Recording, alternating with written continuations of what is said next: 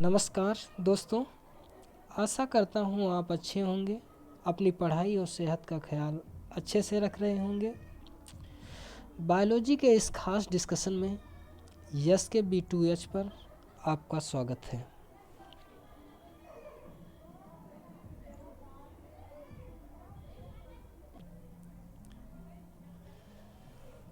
अब तक हमने हृदय के इस सेगमेंट में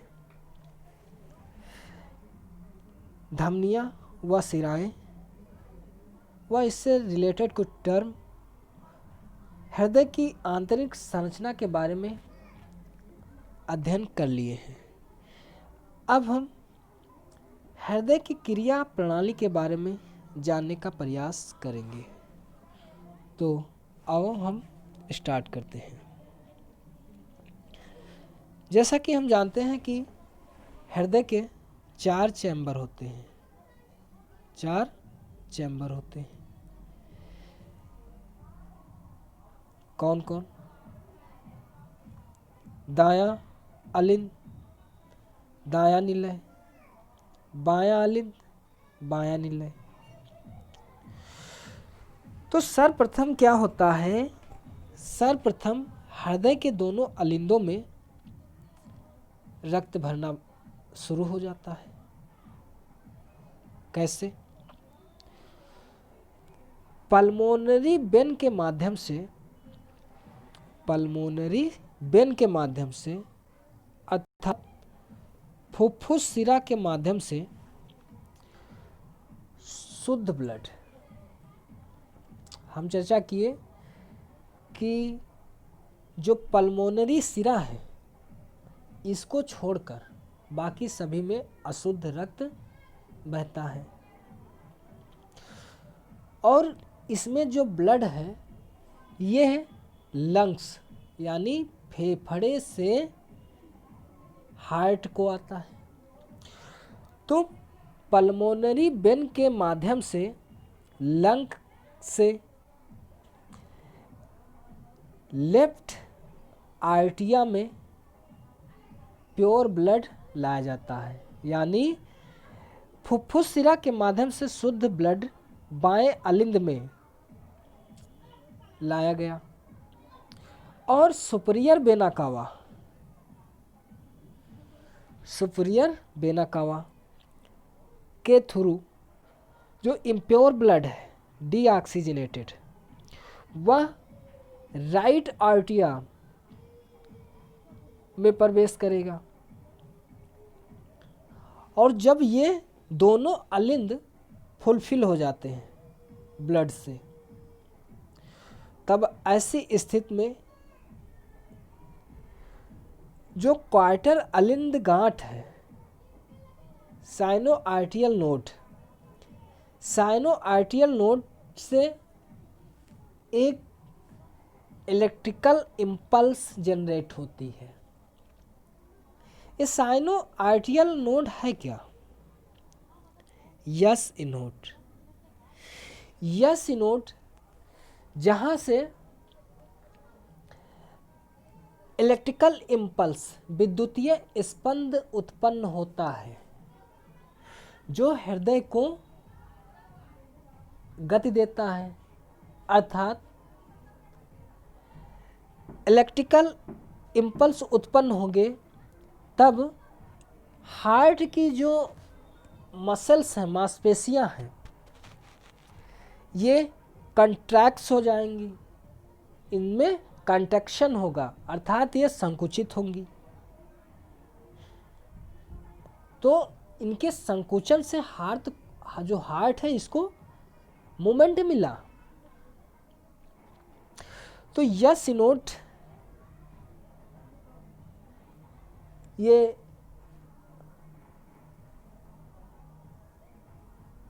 यह सिनोड है क्वार्टर अलिंद गांठ। ये दायां अलिंद है। दाएं अलिंद के ऊपर और यहाँ पर कौन सी सिरा है? वेना कावा है, सुपीरियर वेना कावा। तो यहीं पर इसकी स्थित होती है।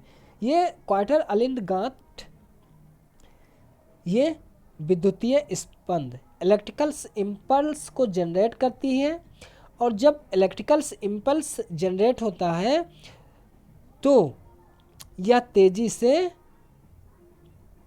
दोनों अलिंद में ट्रांसफ़र करता है, फैल जाते हैं। ये बायां अलिंद है, ये दायां अलिंद है। यानी क्वार्टर अलिंद गांठ यस एनोड कहाँ पर हार्ट में स्थित होता है? तो यस एनोड हार्ट में दाई जो अलिंद है उसमें स्थित होता है और इसे प्राकृतिक पेसमेकर भी कहते हैं। क्या कहते हैं? प्राकृतिक पेसमेकर। आखिर पेसमेकर क्या है? पेसमेकर ये 2 टाइप्स होते हैं। एक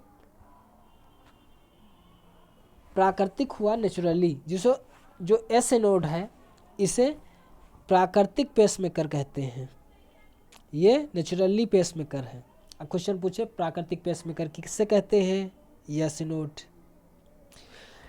तो यस एनोड डॉक्टर के पास क्या रहता है? पेसमेकर होता है।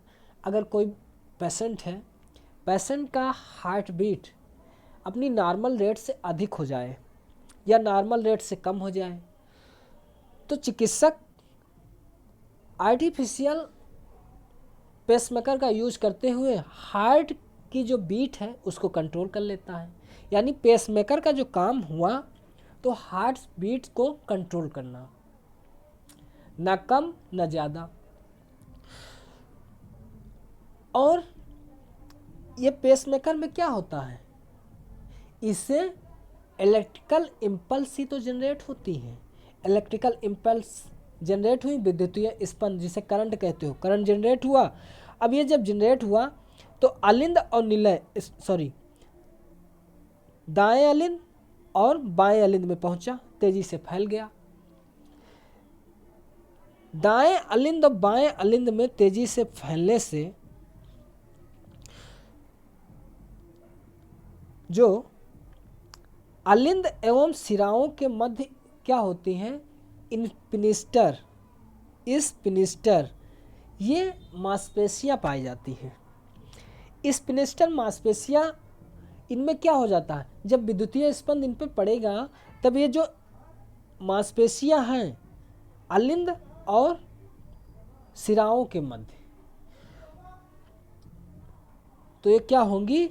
ये कंट्रैक्ट कर जाएंगे, अर्थात संकुचित हो जाएंगी, इनमें कंट्रैक्शन आएगा। संकुचित हो गई। संकुचित हो जाने के कारण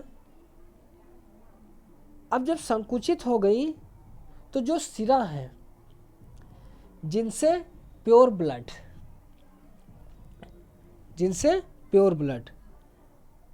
ये सिरा था, ये अलिंद है, ये वेना कावा है। तो अशुद्ध ब्लड सारा पूरे शरीर का सुपीरियर वेना कावा के थ्रू दाएं अलिंद में आ जाता है और पल्मोनरी वेन के माध्यम से, जो पल्मोनरी सिरा है जिसमें शुद्ध रक्त प्रवाहित होता है, वो लंग्स से बाएं अलिंद में लाता है। तो इनके बीच क्या होगा कि जब इसमें कंट्रैक्शन होगा, संकुचन होगा, किसके कारण? इलेक्ट्रिकल इम्पल्स के कारण। तब अब ये दोबारा ब्लड जो है सिराओं में वापस नहीं जाएगा, दोबारा सिराओं में वापस लौटकर नहीं जाएगा।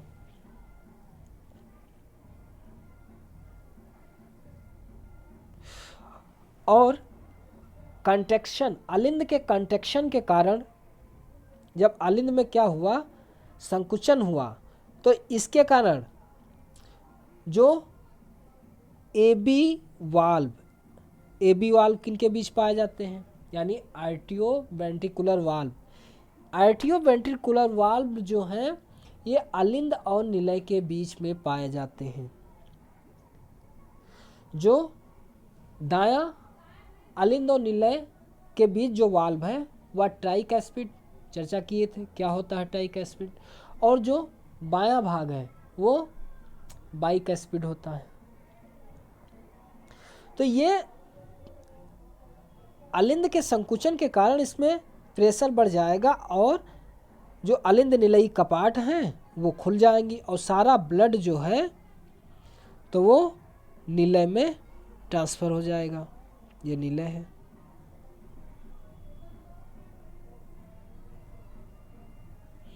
ट्रांसफ़र हुआ।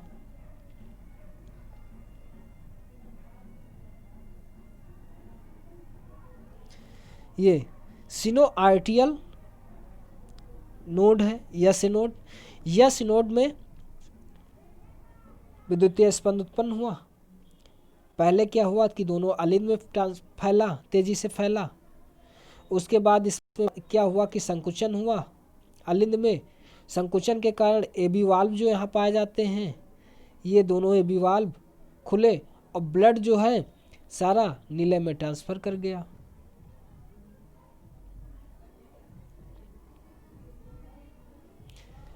निलय में जाने से अब जो विद्युतीय स्पंद है, इलेक्ट्रिकल इम्पल्स है, एबी नोड एट्रियो वेंट्रिकुलर पर ठहरा रहता है।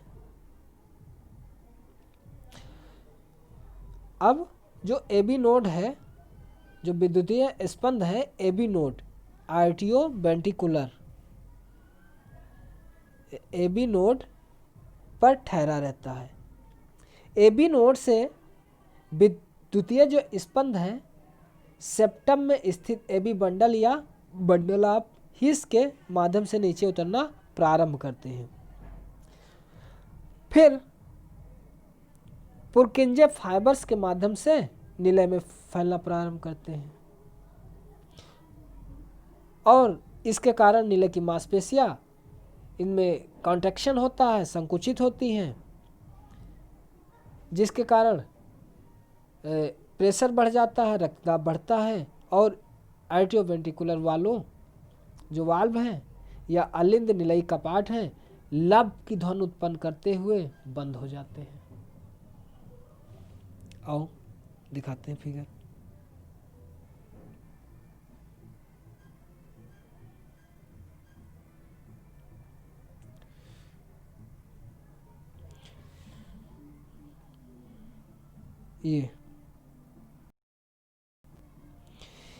ये क्वार्टर गांठ है, यहाँ से तेज़ी से फैले अलिंद में।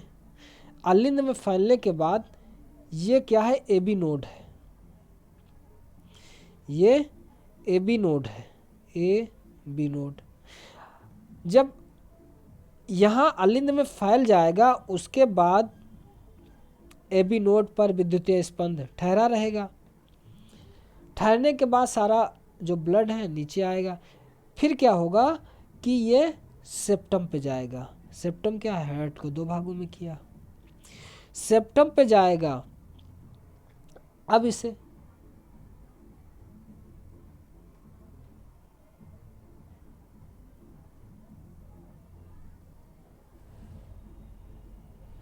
सेप्टम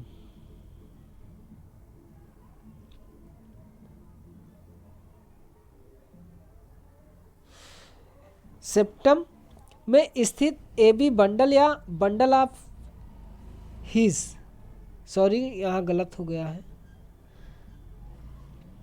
बंडल ऑफ हिस के माध्यम से उतरना प्रारंभ करते हैं।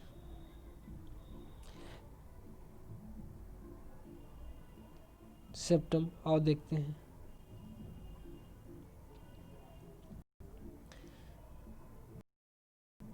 ये एबी बंडल है, एबी बंडल से एबी नोड है, एबी नोड से एबी बंडल। अब ये एबी बंडल के थ्रू ये नीचे उतरना प्रारंभ करते हैं।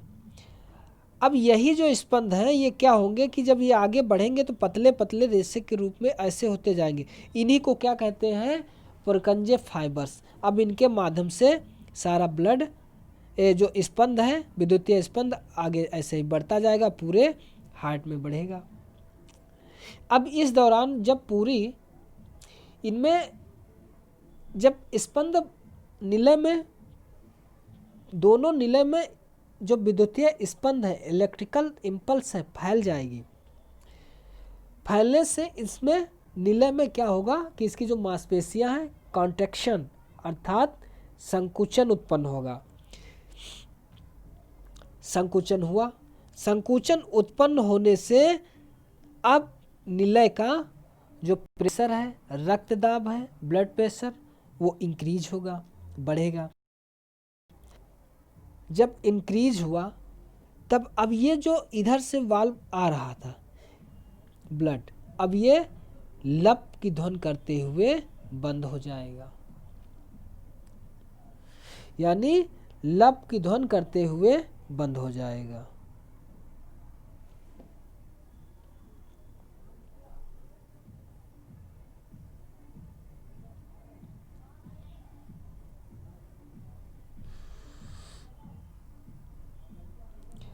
फिर जो निलय की मांसपेशियां हैं के अधिक सिकुड़ते जाने के कारण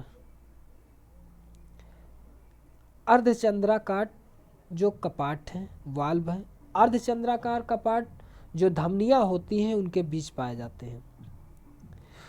तो अर्धचंद्राकार जो कपाट हैं सेमीलूनर वाल्व को खोलते हुए धमनियों में प्रवेश करता है, पूरे शरीर को ऑक्सीजन उपलब्ध करा देता है। इसी के साथ दाहिने निलय से, जो दाहिना निलय है, अशुद्ध रक्त पल्मोनरी धमनी के माध्यम से फेफड़े में चला जाता है।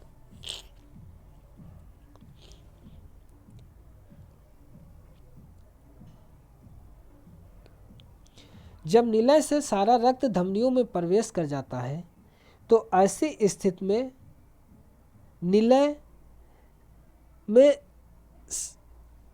शिथिल होना प्रारंभ कर देता है। ऐसी स्थिति में रक्तदाब के कारण अर्धचंद्राकार जो कपाट हैं वो बंद हो जाते हैं और डब की ध्वनि उत्पन्न करते हैं। यानी जो अर्धचंद्राकार कपाट है, अर्धचंद्राकार कपाट निलय और जो धमनियां हैं उनके बीच पाए जाते हैं। तो जब निलय शिथिल अवस्था में आने लगता है तो ये क्या होता है कि धमनियों के बीच जो अर्धचंद्राकार कपाट हैं वो तेजी से बंद होते हैं और डब की ध्वनि उत्पन्न करते हैं। इस प्रकार जो हृदय की दोनों गतियां हैं, जो दोनों ध्वनि हैं, हृदय की लब और डब की जो ध्वनि है वो ओनली जो निलय की मांसपेशियां हैं, निलय की मांसपेशियां ही दोनों ध्वनियों के लिए जिम्मेदार होती हैं।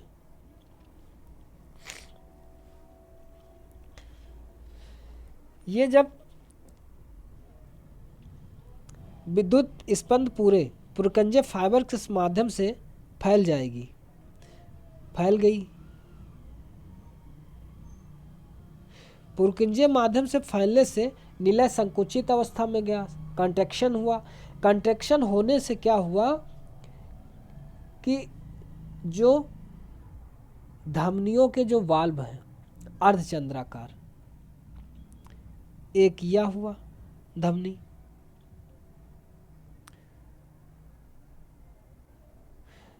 धमनी है तो ये धमनियों के अर्धचंद्राकार धमनियों के कपाट तेजी से खुलते हैं जिससे लप की ध्वनि उत्पन्न होती है।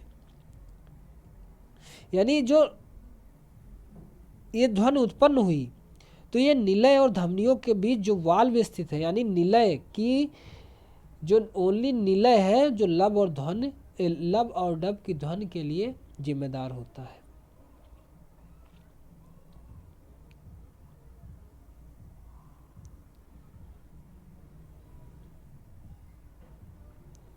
निलय के शिथिल अवस्था में पहुंचने से, निलय के शिथिल अवस्था में पहुंचने के पश्चात अलिंद पहले से ही शिथिल अवस्था में उपस्थित होता है और इस प्रकार अलिंद और निलय दोनों ही संयुक्त शिथिल अवस्था डायस्टोल में उपस्थित होते हैं।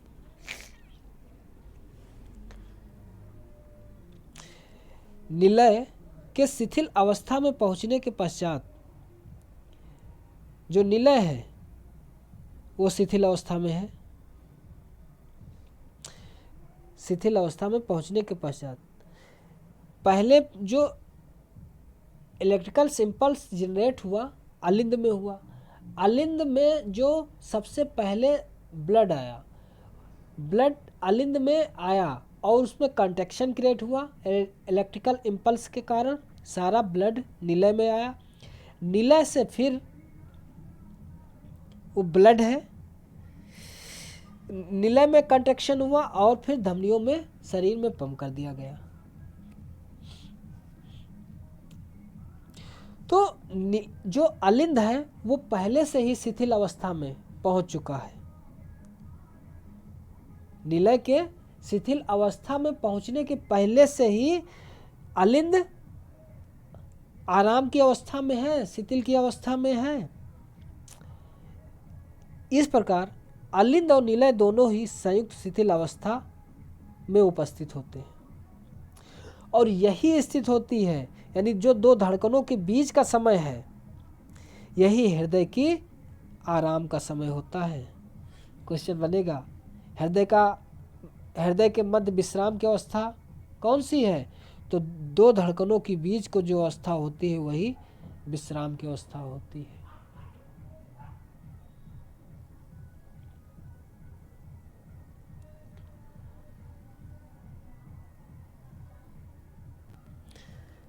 आइए हम देखते हैं किस तरीके से इलेक्ट्रिकल इम्पल्स या सिनोड से जनरेट होती है।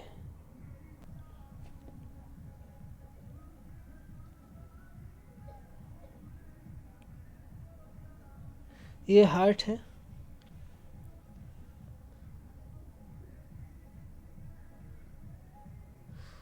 हार्ट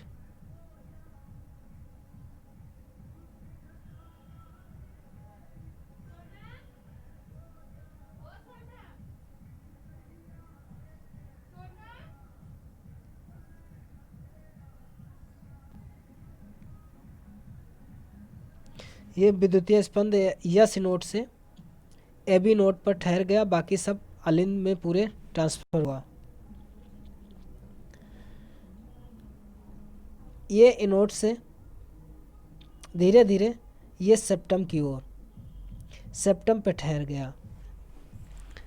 एबी बंडल के माध्यम से, एबी बंडल या बंडल ऑफ हिस के माध्यम से धीरे धीरे एक राइट और एक लेफ्ट में डिवाइड हुआ।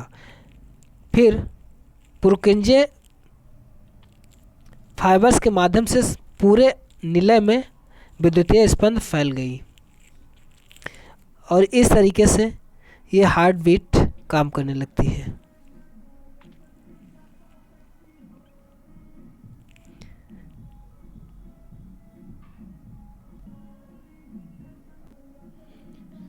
ये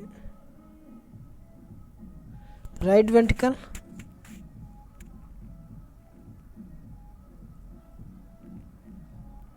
ये ब्लड, ये जो है पल्मोनरी वेंस है, वेना कावा है, पल्मोनरी सिरा जिसमें शुद्ध रक्त हार्ट से आता है, पल्मोनरी वेंस,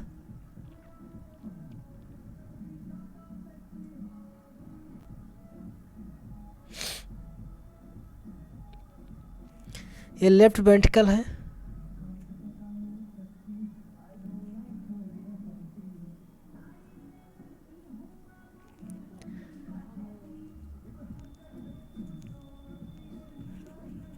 अलिंद से निलय में ये सारे शरीर को पंप कर दिया जा रहा है।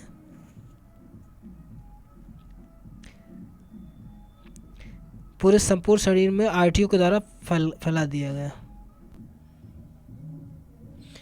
ये राइट अलिंद है, महाशिरा के माध्यम से सुपीरियर वेना कावा के द्वारा अशुद्ध ब्लड पूरे शरीर का लाया जा रहा है। फिर निलय में जाता है। निलय से पल्मोनरी धमनी के द्वारा हार्ट को भेज दिया लंग्स को भेज दिया जा रहा है शुद्ध होने के लिए।